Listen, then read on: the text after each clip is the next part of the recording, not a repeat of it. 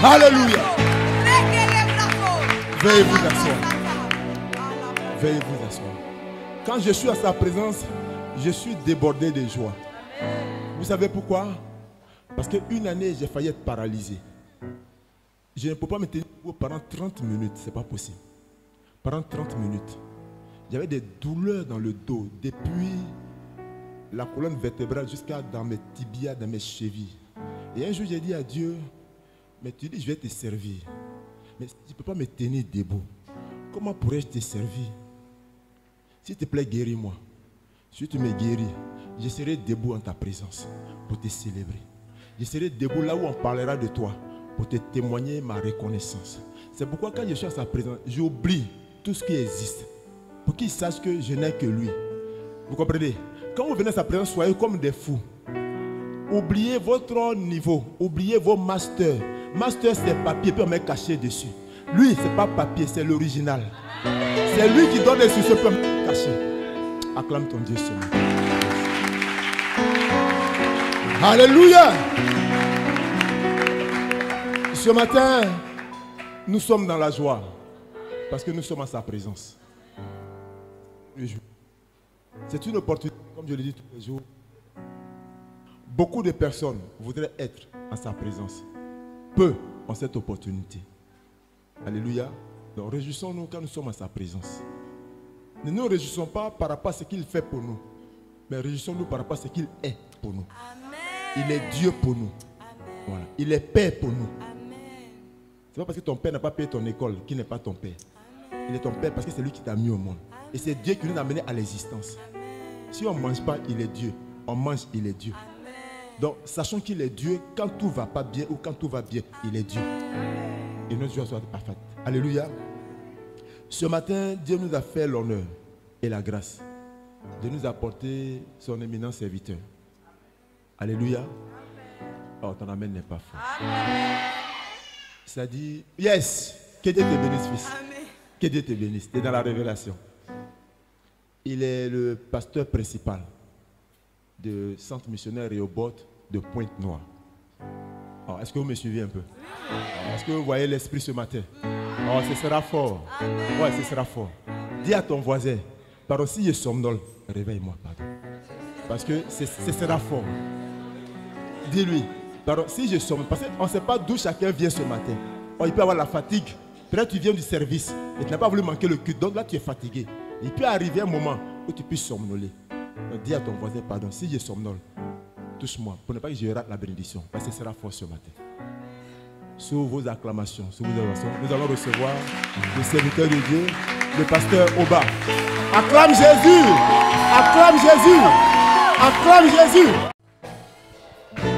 Soyez bénis dans le nom du Seigneur Jésus et prenez la peine de vous asseoir. Le psalmiste dit, je suis dans la joie quand on me dit allons dans la maison du Seigneur. Parce que c'est dans la maison du Seigneur qu'il y a la vie, qu'il y a la joie, qu'il y a la paix, qu'il y a la bénédiction. Et je crois que ce matin, il y a la bénédiction en ces lieux. Et tu as choisi la bonne part, tu as bien fait de venir. Vous savez, nous passons des moments un peu, je dirais pas particuliers, mais ce que nous sommes en train de vivre actuellement, ce sont des choses dont on a parlé dans les Écritures. Quand vous lisez la Bible, vous devez vous rendre compte que on nous parlait des temps de Noé, que ce qui arrivait au temps de Noé arriverait également. De la même manière, ce qui arrivait au temps de Noé arrivera de même à l'avènement du Fils de l'homme.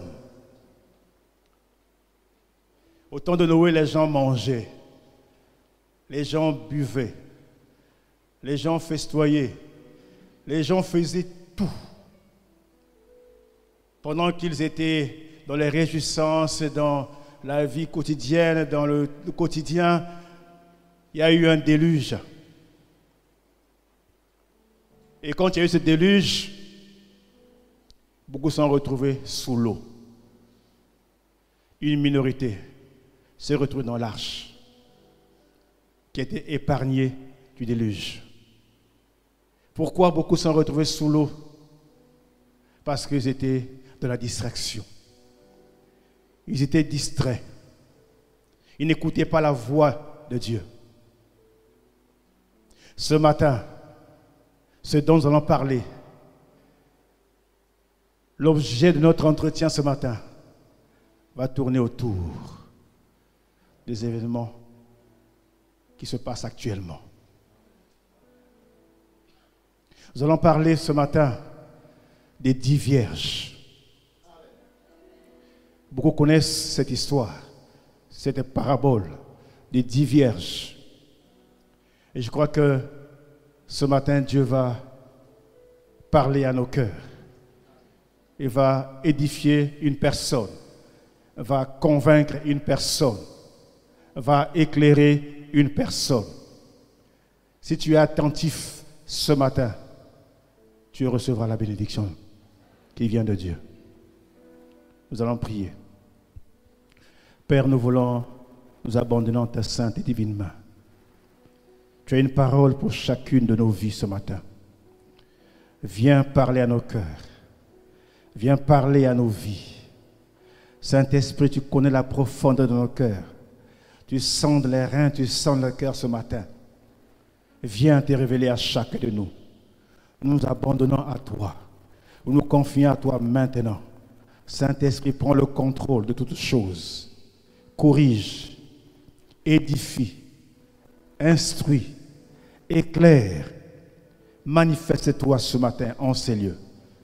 Nous ne voulons pas repartir chez nous tel que nous sommes venus. Nous voulons repartir changés, transformés par toi, Seigneur. Bénis nos vies. Bénis ta parole. Au nom de Jésus. Amen. Bien, nous allons ouvrir nos Bibles dans le livre de Matthieu. Je disais tantôt qu'on va parler ce matin des 10 vierges. Matthieu 25, du verset 1 au verset 13. Je vais lire. Alors, le royaume des cieux sera semblable à 10 vierges qui, ayant pris leurs lampes, allèrent à la rencontre de l'époux. 5 d'entre elles étaient folles et 5 sages. Les folles, en prenant leurs lampes, ne prirent point d'huile avec elles. Mais les sages prirent avec leurs lampes de l'huile dans des vases. Comme l'époux tardait, toutes s'assoupirent et s'endormirent. Au milieu de la nuit, on cria, « Voici l'époux, allez à sa rencontre. » Alors toutes ces vierges se réveillèrent et préparèrent leurs lampes. Les folles dirent aux sages, « Donnez-nous de votre huile, car nos lampes s'éteignent. » Les sages répondirent, « Non, il n'y en aurait pas assez pour nous et pour vous. Allez plutôt chez ceux qui en vendent et achetez-en pour vous. » Pendant qu'elles allaient en acheter, l'époux arriva. Celles qui étaient prêtes entrèrent avec lui dans la salle des noces et la porte fut fermée. Plus tard, les autres vierges vinrent et dirent, « Seigneur, Seigneur, ouvre-nous. » Mais il répondit, « Je vous le dis en vérité, je ne vous connais pas. Veillez donc, puisque vous ne savez ni le jour, ni l'heure. » Amen. Cette portion d'écriture nous parle de quelque chose de fondamental, de très important. Quand vous lisez le chapitre qui précède celui-ci, c'est-à-dire le chapitre 24, vous allez vous rendre compte que Jésus est en train de s'entretenir avec ses disciples. Pendant qu'il est en train de s'entretenir avec eux, il leur parle de la fin des temps. Il leur parle des signes des temps, des signes de la fin. Les disciples lui posent la question, mais comment est-ce qu'on saura? Comment est-ce qu'on se rendra compte? Quelle sera l'évidence? Et Jésus leur donne des signes. Il dit, vous remarquerez ceci, vous remarquerez cela. Il y aura telle chose, il y aura tel signe. Et quand vous lisez le chapitre 24, entre autres, il parle, il y aura des famines, Il y aura des bruits de bottes. Il y aura des guerres, des tremblements de terre, des calamités, des sinistres. Une nation qui va se lever contre une autre. L'iniquité qui va s'accroître. Bref, Jésus insiste sur ces signes-là. Il parle comme d'une situation confuse, d'une détresse qui va s'installer à la fin des temps. Et il leur dit, quand vous allez voir ces choses-là, ça c'est parmi tant d'autres, il y en a plusieurs, quand vous allez voir cela, sachez que l'avènement du Seigneur est proche. Sachez que le Seigneur revient bientôt. Et ce matin, je vais dire à une personne que Jésus revient bientôt. Les signes sont là. Les signes sont manifestes. Que l'on ne vous trompe pas. Que personne ne puisse vous distraire. Nous suivons tous les médias. Nous suivons tous l'actualité. Nous voyons ce qui se passe dans les quatre coins du monde. Que de bruit, que du bruit, que du bruit. Telle nation s'élève contre une autre nation. Guerre par-ci, guerre par-là.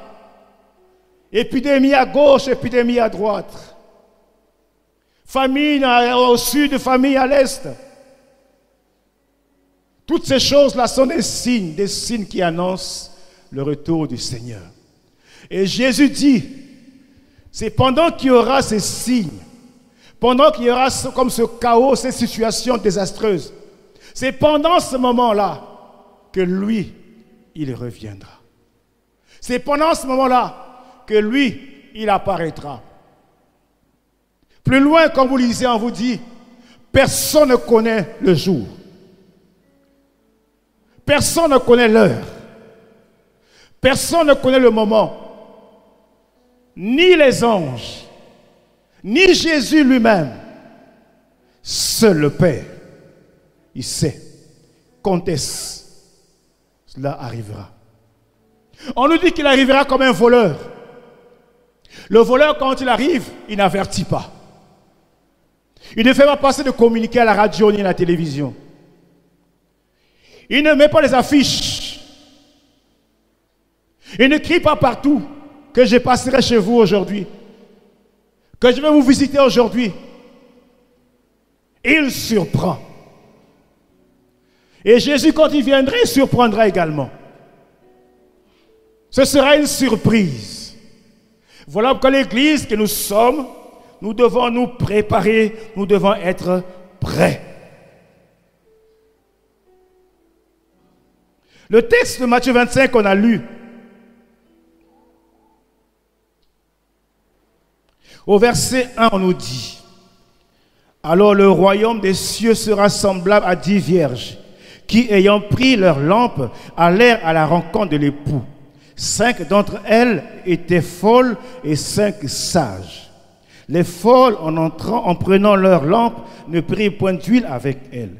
Mais les sages prirent avec leurs lampes de l'huile dans des vases. » Alléluia. Jésus revient. Jésus revient pas pour s'amuser. Jésus revient pour chercher son Église. Son Église est représentée ici par les 10 vierges. Les 10 vierges représentent l'Église du Seigneur. Et ce matin, j'aimerais dire que nous sommes l'Église du Seigneur. Nous sommes l'Église de notre Dieu. Nous formons les 10 vierges. Et parmi ces 10 vierges, il y en a celles qui sont sages, il y en a celles qui sont folles. Et donc le Seigneur dit, d'entrée de jeu, il dit, le royaume des cieux sera semblable. J'aimerais insister sur le royaume des cieux dans un premier temps. Souvent nous faisons la confusion entre le royaume des cieux et l'espérance. L'espérance est une chose. Le royaume des cieux, c'est une autre chose. Quand on parle de l'espérance, on fait allusion à l'éternité. On fait allusion à la félicité de Dieu. On fait allusion à l'enlèvement. Ça, c'est l'espérance. Mais le royaume des cieux, ou royaume de Dieu, c'est la même chose. La Bible nous en parle dans Luc chapitre 17. On nous dit, au verset 20, Luc 17, 20 et 21, les pharisiens demandèrent à Jésus quand viendrait le royaume de Dieu. Il leur répondit, le royaume de Dieu ne vient pas de manière à frapper les regards. On ne dira point, il est ici ou il est là, car voici, le royaume de Dieu est au milieu de vous. Le royaume de Dieu est déjà là. Il est au milieu de nous. Le royaume de Dieu, c'est Jésus lui-même. C'est un royaume invisible. Il est au milieu de nous. Luc nous le dit. Le royaume de Dieu est là. Le royaume de Dieu est parmi nous. Donc, il suffit d'entrer dans ce royaume. On entre dans ce royaume en donnant sa vie à Jésus-Christ. Quand on donne sa vie à Jésus comme Seigneur et Sauveur personnel, on rentre dans ce royaume. Et pour entrer dans ce royaume, on nous dit, ce sont les violents qui s'en emparent. Ce royaume est forcé. Et comme il est forcé, ce sont les violents qui peuvent accéder, qui peuvent entrer dans ce royaume. Des violents sont ceux-là, je dirais des violents dans la foi, des violents en esprit, des hommes et des femmes qui renoncent au péché, qui abandonnent le péché, qui refusent le péché, qui tournent le dos au péché et pour suivre Jésus, pour se consacrer à Jésus, pour faire la volonté de Dieu. Ce sont des violents. Ce sont ceux-là.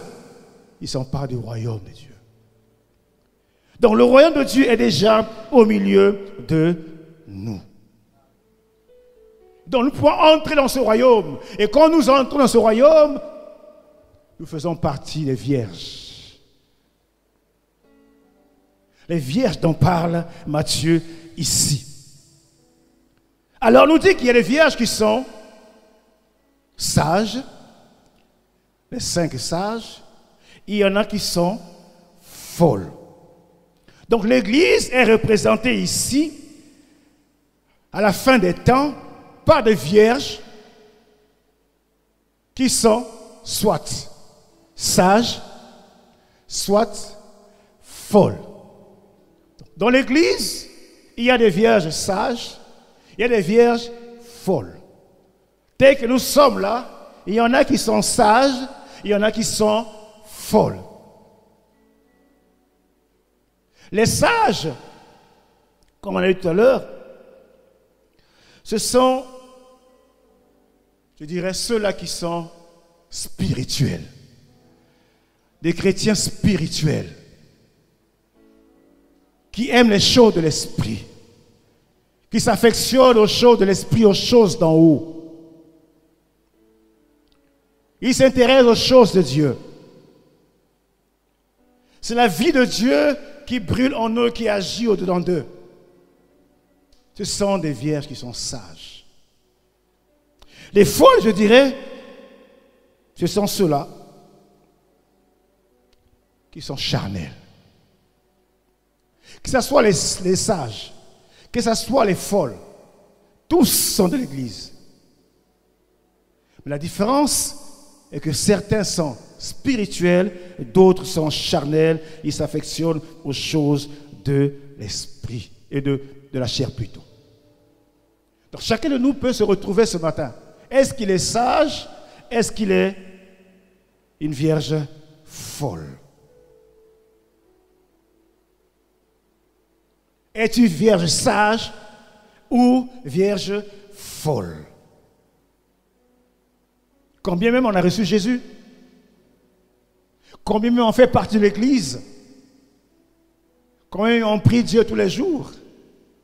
Est-ce qu'on est sage ou on est folle?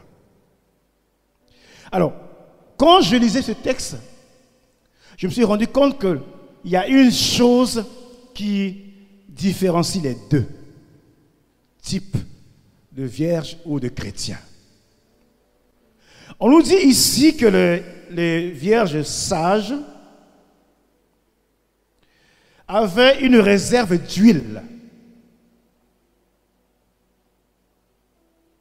Elles étaient là, mais elles avaient pris avec elles une réserve d'huile.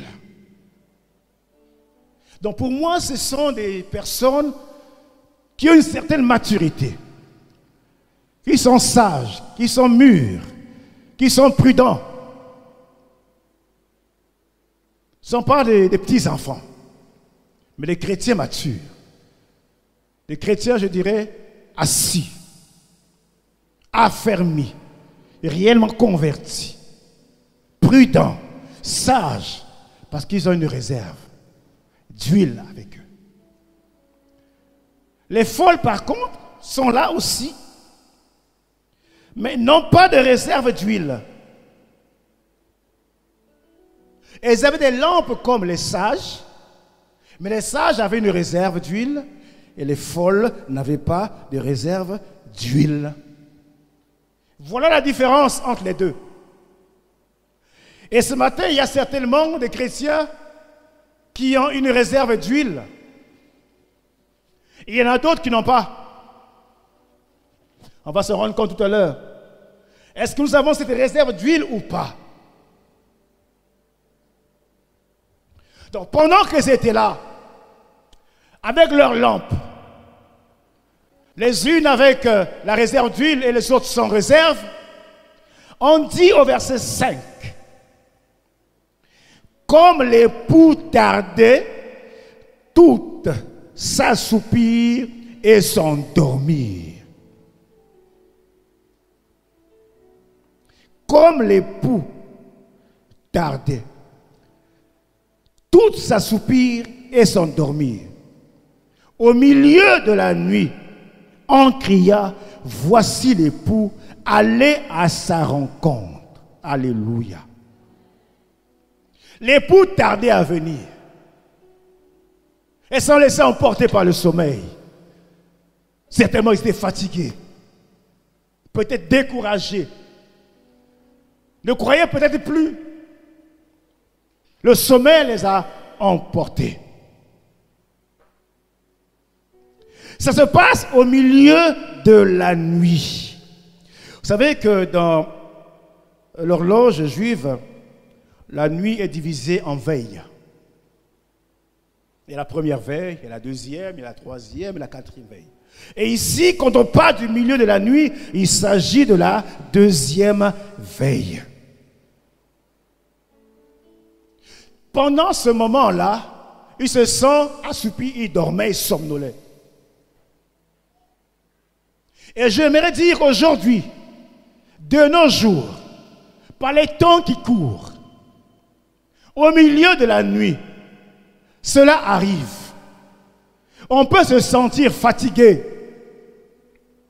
On peut se sentir découragé, abusé par les hommes, abandonné, rejeté, méprisé. Le zèle qui brûlait en nous commence par s'éteindre. La foi qui était là tend à chavirer. La flamme qui brûlait au départ dans nos cœurs, l'amour du Seigneur qui était en nous au départ, a tendance à disparaître, à s'éteindre, à cause des situations, à cause des difficultés, à cause des problèmes, à cause de la persécution, à cause des souffrances, à cause de tout ce qu'on peut vivre, subir. Ça peut être une maladie, ça peut être quelqu'un qui vous a roulé, qui vous a trompé, ça peut être une situation malheureuse qui arrive. Et quand la chose arrive, quand la situation arrive, quand vous passez par ce moment-là, vous pouvez vous endormir. spirituellement. Le service que vous faisiez avant pour le Seigneur, vous ne le faites plus. La façon de fréquenter l'église n'est plus la même. La manière de servir Dieu n'est plus la même. Parce que vous vous sentez découragé.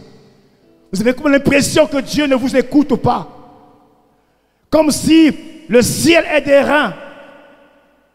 Comme si Dieu n'est pas sensible à votre souffrance, à votre situation. Le zèle vous quitte. La distraction vous emporte.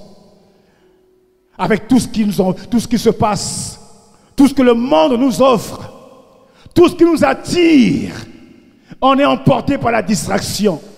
On oublie l'essentiel. On oublie même de lire la parole de Dieu. On oublie parfois de prier. On oublie parfois d'évangéliser. On oublie parfois de témoigner le Seigneur. On oublie les bonnes choses. C'est ça l'assoupissement. Au milieu de la nuit, ça peut arriver. Un événement peut arriver dans votre vie. Et cet événement fait que vous vous retrouvez dans une situation où vous êtes comme effondré. Vous ne pouvez plus avancer. Vous êtes fatigué spirituellement. Votre foi n'est plus stable. Cela arrive à tout le monde. Aux vierges sages, cela peut arriver. Aux vierges folles, cela peut arriver aussi. Personne n'est épargné. Nul n'est épargné. Tous, d'une manière ou d'une autre, peuvent passer par ces moments difficiles. Ces moments compliqués. Ce sont les moments par lesquels nous passons aujourd'hui. Peut-être l'échec à l'examen. Peut-être parce qu'il manque de l'argent. Il manque telle chose. Il manque tel objet, tel avantage. On est comme abandonné, découragé. On perd l'espoir. On perd la foi. On se laisse emporter par tout. Emporter par tout ce qui peut arriver.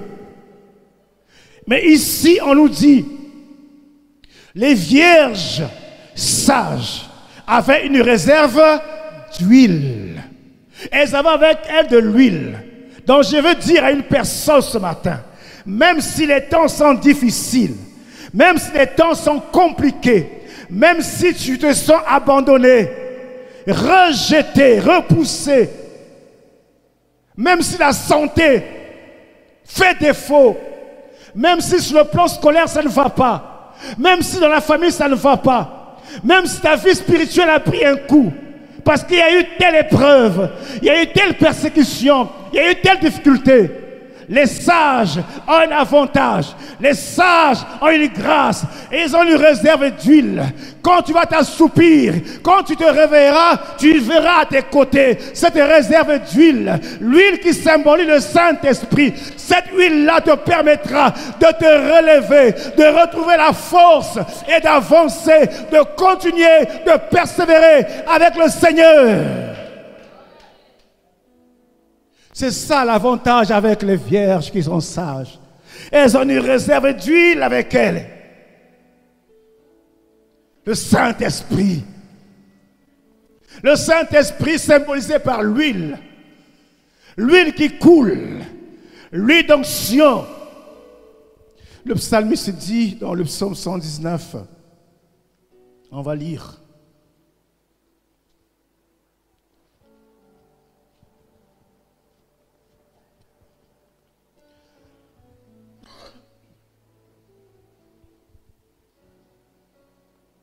Psaume 119, verset 105.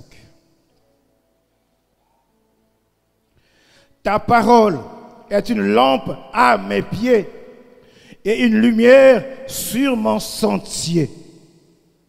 Ta parole est une lampe à mes pieds et une lumière sur mon sentier. La parole de Dieu, une lampe à nos pieds, elle nous éclaire. Donc même si tu passes par les découragements, même si tu es fatigué, cela peut arriver. que tu sois sage, que tu sois folle, cela peut arriver. Mais ce qui est intéressant pour les sages, c'est qu'ils ont une réserve d'huile. Ils trouveront dans la parole une force pour les relever. La parole de Dieu va résonner dans le cœur. La parole de Dieu va résonner au-dedans de toi. Le Saint-Esprit va t'éclairer. Le Saint-Esprit va alimenter ta foi par la parole de Dieu. Donc voilà pourquoi c'est intéressant, c'est une bonne chose d'avoir toujours à ses côtés cette réserve d'huile. Même si tout le monde crie chaos, tout le monde dit que c'est terminé, c'est fini, il n'y a plus d'espoir, on ne peut plus espérer. Là n'est pas le problème. Tu peux t'assoupir un moment, mais quand tu vas te réveiller, tu prendras ton huile. Cette huile-là va te fortifier. Cette huile-là va te relever. Cette huile-là te donnera la force de continuer à marcher, de continuer à servir Dieu, de continuer à combattre, de continuer à abattre, de continuer à terrasser, de continuer à détruire, de continuer à renverser. Ce n'est ni par la force, ni par l'intelligence, mais c'est par la puissance du Saint-Esprit. Cette puissance-là se retrouve dans cette huile. Que cette huile-là soit une réserve pour toi. Par les temps qui courent, où tout le monde court, c'est la course. On veut tout avoir, on veut tout gagner, on veut tout. Dans cette course-là, tu peux te perdre, tu peux t'assoupir, mais quand tu vas te réveiller, tu ne verras pas ta réserve d'huile. Cherche à voir la réserve d'huile. Alléluia. Seul le Saint-Esprit a le pouvoir. Le Saint-Esprit peut te relever, peut te renforcer. Même si tu tombes, même si tu t'écroules, tu peux te relever. Et quand tu vas te relever, ton huile est là. Cette huile-là va te faire du bien. Cette huile-là va te permettre de persévérer. Tu as besoin de connaître la parole. Familiarise-toi avec la parole de Dieu. Quand tu connais la parole, quand la parole est inscrite sur la table de ton cœur, quand l'épreuve viendra, l'adversité viendra, la persécution viendra, c'est en ce moment-là qu'une parole va résonner dans ton cœur. Une parole va te rassurer. Il te dira que 1000 tombent à ton côté, 10 000 à ta droite, tu ne seras jamais atteint. Cette parole va résonner pour dire: ils viendront contre toi par un seul chemin et ils fuiront par 7 chemins. Cette parole te dira, dans ces meurtrissures, tu as la guérison. C'est dans la parole de Dieu, dans la parole du Seigneur. Regardez cet homme de la Bible qu'on appelle Pierre. Pierre, il avait reçu la promesse. Pierre, il attendait. Il s'est rendu compte que ça mettait du temps. Il a commencé par s'assoupir. Il s'est endormi comme les vierges ici. Mais quand le Seigneur lui a parlé, la parole du Seigneur est sortie pour lui dire: paie mes brebis. Cette parole qui lui a dit: viens, je ferai de toi un pêcheur d'hommes. Pendant qu'il était dans la distraction, pendant qu'il était fatigué, il a abandonné la promesse, il s'est mis à pêcher les poissons. Il pêchait maintenant les poissons, mais quand la parole a résonné, il s'est rendu compte, la parole qui a résonné, c'est même ça. Il a abandonné la pêche des poissons, il a suivi Jésus parce que sa place était là-bas. Sa place était aller pêcher les arbres.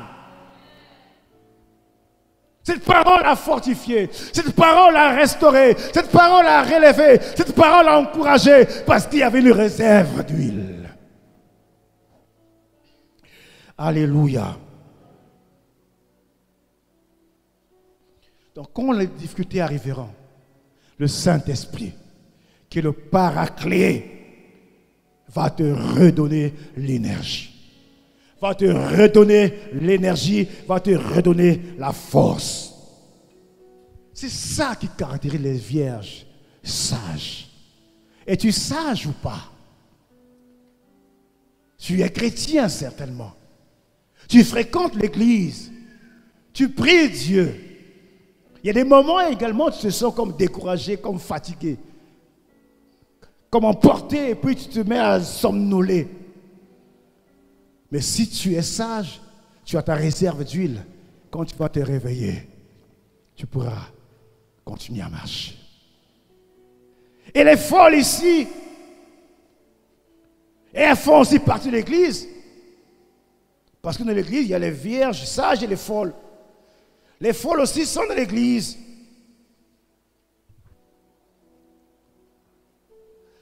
Au départ, on nous dit, elles étaient là avec le Saint-Esprit. Mais à un moment donné, elles ont oublié l'essentiel. Elles ont oublié la réserve d'huile. Elles n'ont pas pensé à avoir une réserve d'huile. Elles sont laissées emporter par la distraction, emportées par le désordre, emportées par les attraits de ce monde. Elles ont oublié l'huile qui est essentielle. Les folles, voilà ce qui les caractérise. La parole de Dieu, ce n'est pas tellement ça. Pour les folles, c'est vrai qu'ils aiment la parole, mais ils ont une parole ciblée, une parole particulière. Leur parole, c'est ce que moi j'appelle l'évangile d'aujourd'hui. L'évangile qui est tourné vers les choses de ce monde. Au lieu de penser aux choses d'en haut, aux choses de l'esprit, mais l'évangile qui est tourné vers les choses de ce monde. Les folles s'intéressent à une parole, la parole qui est tournée vers le monde, vers les choses de ce monde. Quand vous prêchez sur le ciel, les folles ne sont pas d'accord. Quand vous prêchez sur l'enlèvement, les folles ne sont pas d'accord. Quand vous prêchez sur la sanctification, les folles ne sont pas d'accord. Pour les vierges folles, elles s'intéressent à une parole. La parole qui dit reçois la bénédiction. Recevez la bénédiction. Recevez la prospérité. Recevez les avantages matériels. Recevez les matériels. Cette parole, quand le pasteur me dit prêche ici sur la sanctification, les folles disent non, aujourd'hui le pasteur a mal prêché. Le pasteur n'a pas bien prêché aujourd'hui. Aujourd'hui il est passé à côté. Mais quand le pasteur prend le micro pour dire vous aurez le visa, vous aurez un voyage bientôt, vous aurez tel avantage matériel, vous allez recevoir un chèque de banque. Quand il presse ce genre de choses, à la fin de la réunion, on peut venir voir le pasteur. Pasteur, aujourd'hui c'était fort, très fort. C'est même ça la parole. Mais ça ne conduit pas au ciel. Ça ne nous amène pas au ciel. C'est terrestre. C'est sur terre. Recevez les vêtements, c'est sur terre. Recevez les voitures, c'est sur terre. Recevez la promotion, c'est sur terre. Es-tu sage ou folle? Quelle est la parole qui t'intéresse? Quelle est la parole qui te fait du bien? L'enlèvement, le retour de Jésus, la sanctification, la crainte de Dieu, ou les choses de la terre, les choses de ce monde. Les folles aussi s'étaient endormies, comme les sages.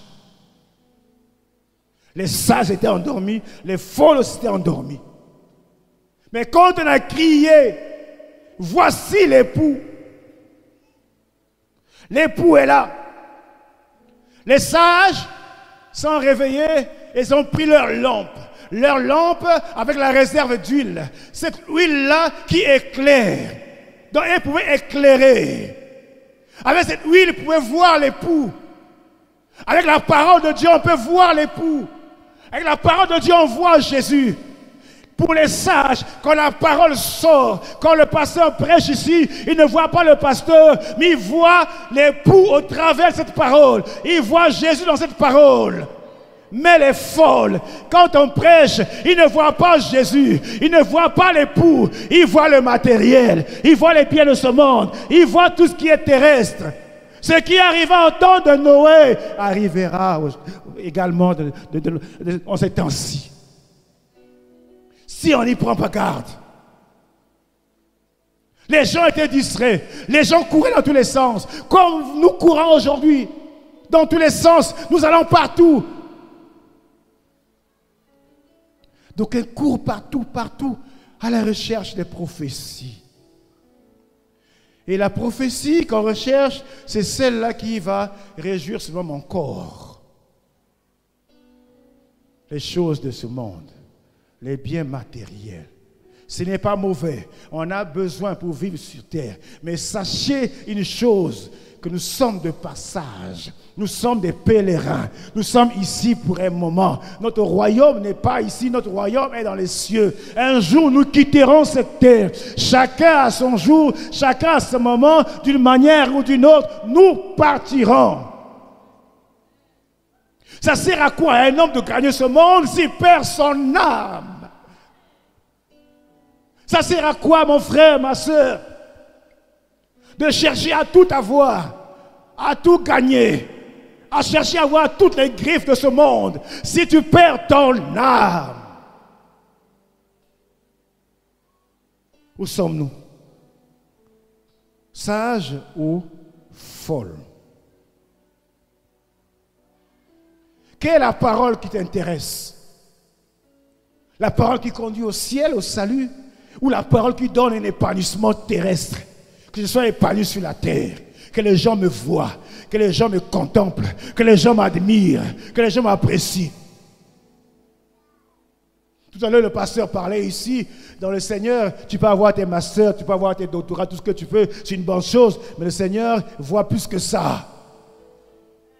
Ton cœur est-il entier à Dieu, à Jésus ou pas? Si tu t'intéresses à l'évangile, l'évangile qui s'accroche au matériel, qui s'accroche aux futilités, tu n'es pas sage, tu es folle. Vas-tu demeurer folle jusqu'à l'éternité? Ah non, il faut quitter ce camp-là. Il faut chercher à voir ta réserve d'huile. Vous voyez, ce matin, il n'y a pas beaucoup d'amen aujourd'hui. Il n'y a pas beaucoup d'alléluia, amen. À la fin, il n'y aura pas qui reviennent me dire, ah, c'était fort aujourd'hui. Non, il n'y en a pas. Il n'y aura pas de gens comme ça.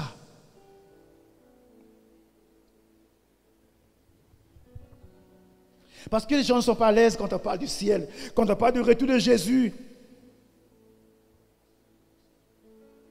Parce que quand vous prêchez sur la sanctification, on vous dira, il n'a pas d'onction. Non, il n'a pas d'onction. Dans l'église, il n'y a plus d'onction. Quand tu vas là-bas, on prêche sur la condamnation. On vous condamne.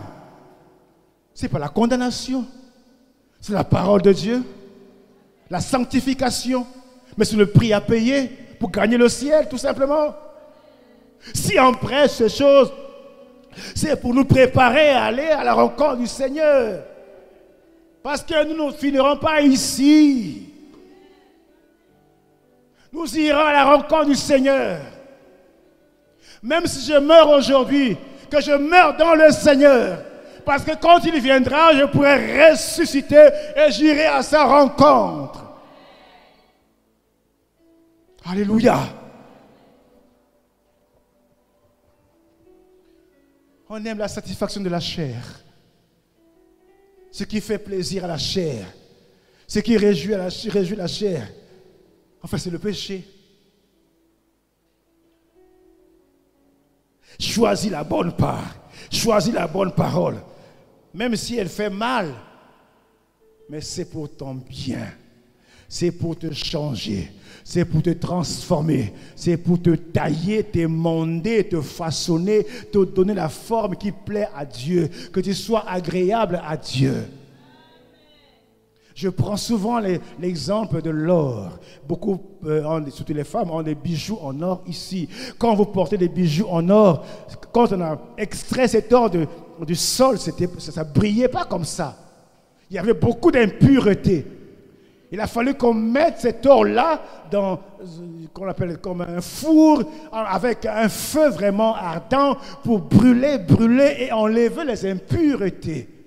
Et la parole de Dieu, quand elle sort, c'est pour enlever les impuretés. Et quand elle enlève les impuretés, elle fait de toi ce bijou-là qui brille, qui resplendit, qui est, comment dirais-je, les moments pour qualifier cela.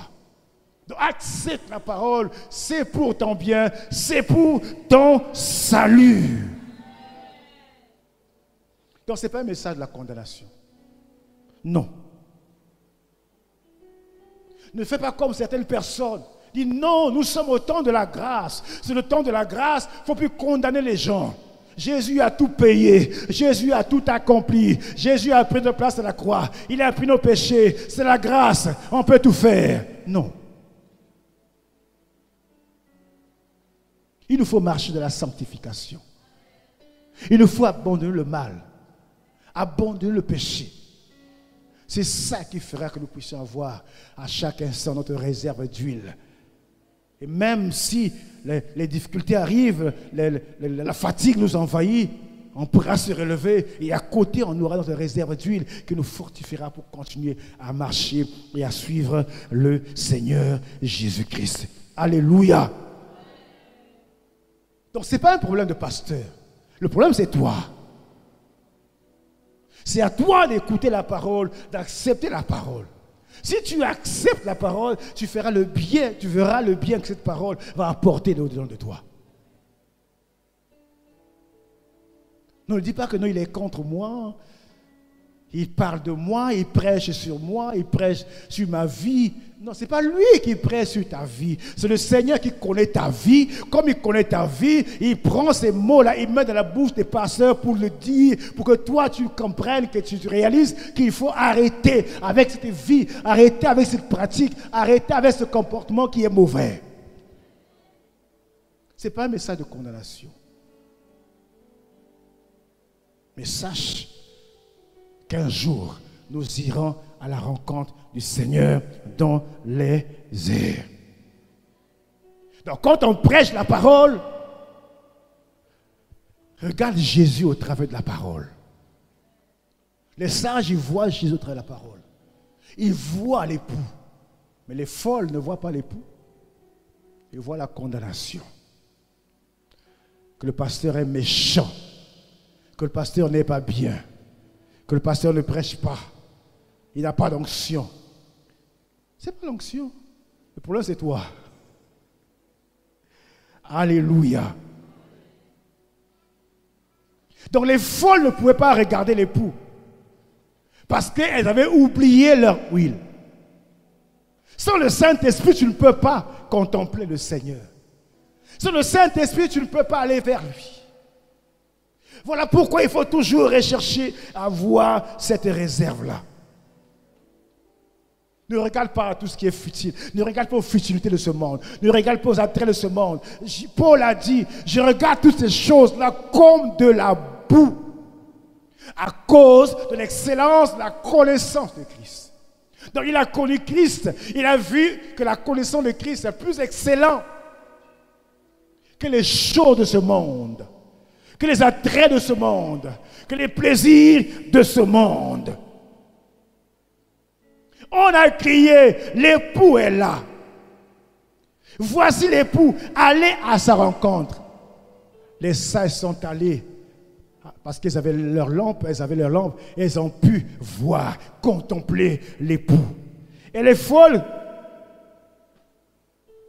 comme elles n'avaient pas d'huile, ils n'ont pas pu.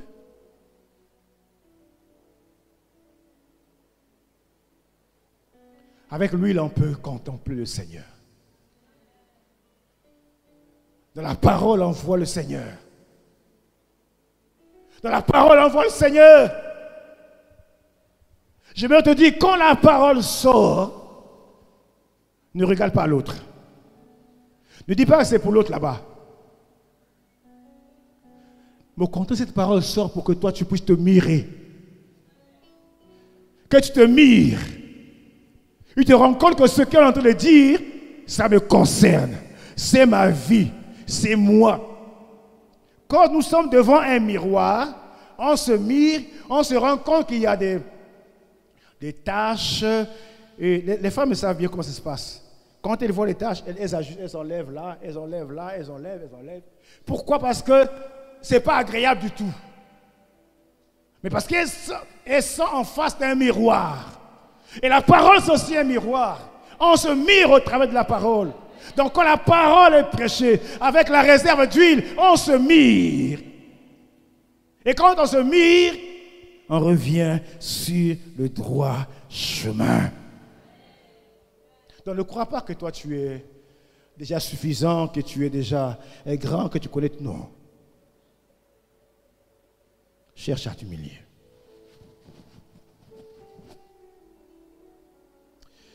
Alléluia. L'époux est arrivé. Les sages sont allés à la rencontre.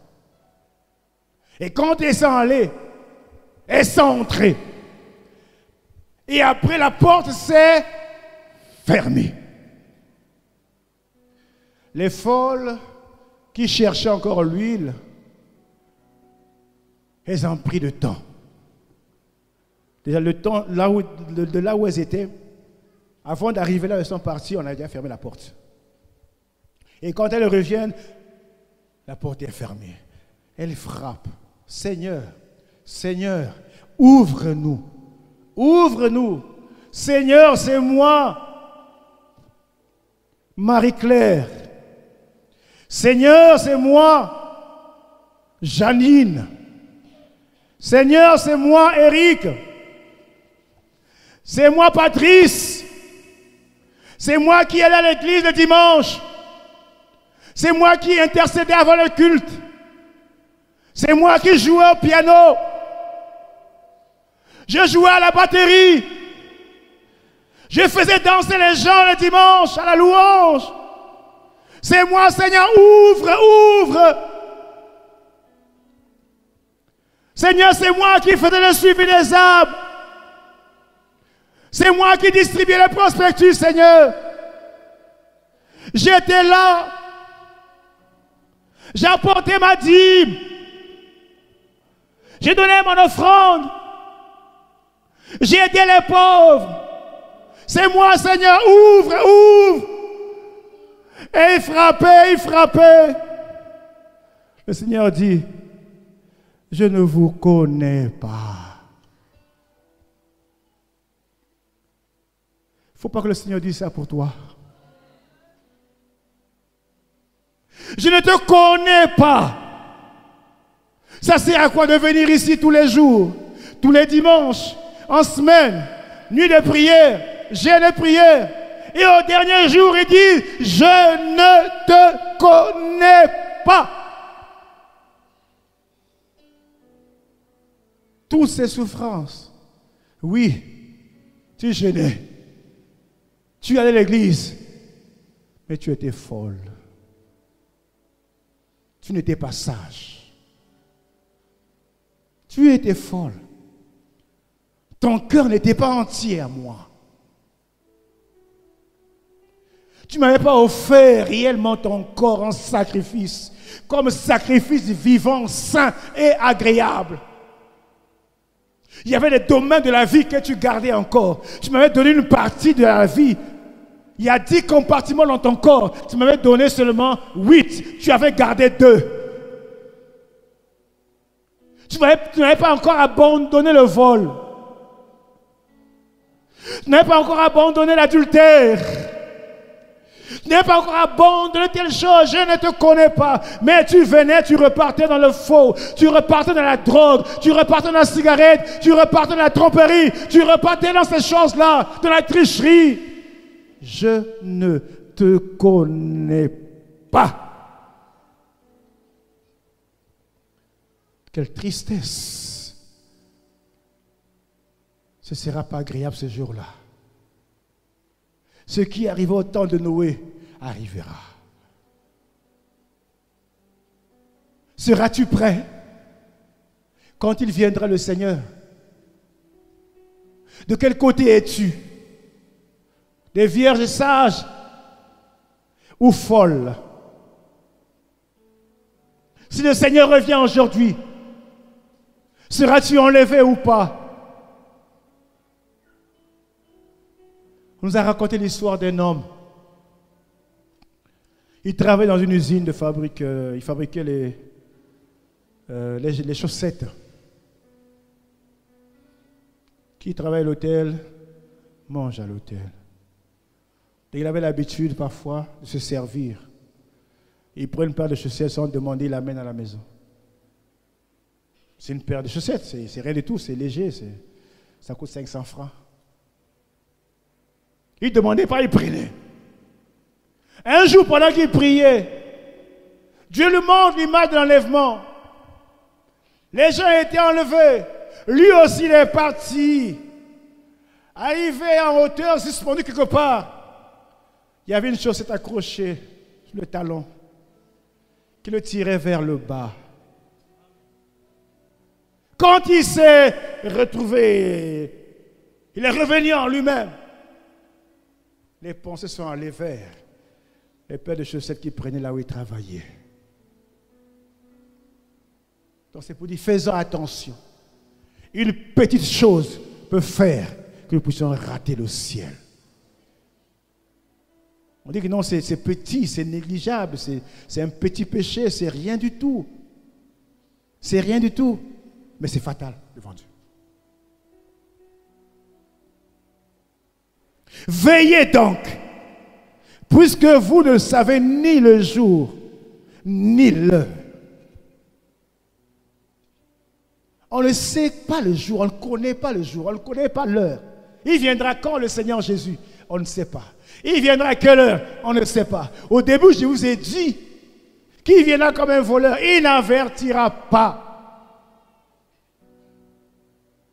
On sera surpris. Voilà pourquoi nous avons intérêt de nous préparer. De nous préparer, de veiller. De veiller. Parce que l'heure est grave. Le monde nous distrait. Le monde nous distrait. Ne nous laissons pas emporter par la distraction de ce monde. Mais suivons le Seigneur. Soyons des vierges sages. Ayons leur réserve d'huile. Prêts à aller rencontrer l'époux. Écoutons la parole de Dieu. Lisons la parole de Dieu. Mettons-la en pratique. Mettons-la en pratique. Marchons dans la sanctification, dans la crainte de Dieu, dans la pureté. C'est ça qui fera que nous puissions aller au ciel. N'oublions pas que nous sommes ici pour un moment. Nous sommes ici pour un temps. Certains sont nés avec nous, sont déjà partis. Nous sommes encore sur terre. Notre tour aussi viendra. Mais on ne connaît pas quand. Notre problème, c'est être prêt, tout simplement. Préparons-nous pour l'enlèvement. Parce qu'on ne connaît ni le jour, on ne connaît ni l'heure. Les signes sont là. Les signes sont visibles, sont palpables. Des signes terribles. Les signes de la fin des temps. Où Jésus vient bientôt, il vient bientôt. La Bible dit que Jésus est allé nous préparer une place. Quand il aura préparé une place pour toi et pour moi, il reviendra nous chercher. Donc là où tu es, réalise que Jésus est en train de te préparer une place. La qualité de cette place-là dépendra de ta vie ici sur terre. Qu'est-ce que tu fais? Qu'est-ce que tu sèmes? Qu'est-ce que tu pratiques? Quand Jésus viendra, il viendra nous chercher. Il allait préparer une place. Jésus a payé déjà la dette. Nous étions endettés. Nous étions, comment dirais-je, condamnés dans le péché. Nous étions égarés. Nous étions sans Dieu. Nous étions sans foi, sans espérance. Nous étions privés du droit de citer en Israël. Mais Christ est venu nous racheter. Il est venu nous sauver. Il est venu nous justifier. Il est venu nous donner la vie en abondance, la vie éternelle. Et cette vie, toi, tu l'as. Moi, je l'ai. Nous l'avons. Mais soyons sages. Ayant notre réserve d'huile. Quand il reviendra, nous aurons la capacité de le voir. De le voir. Parce que sa lampe, la lampe là va nous éclairer. Éclairer notre foi. À fortifier notre foi. Notre foi a besoin de fortifier ce matin. Où es-tu, mon frère? Où es-tu, ma soeur, aujourd'hui? Es-tu prêt? Es-tu sage? Ou folle? Qu'est-ce qui t'affectionne? C'est vrai, les difficultés peuvent arriver. Les soucis peuvent arriver. Les problèmes peuvent arriver. Mais aie ta réserve d'huile qui t'aidera à te relever et à continuer la marche. Remercions le Seigneur. Élevons la voix bénissant son Seigneur.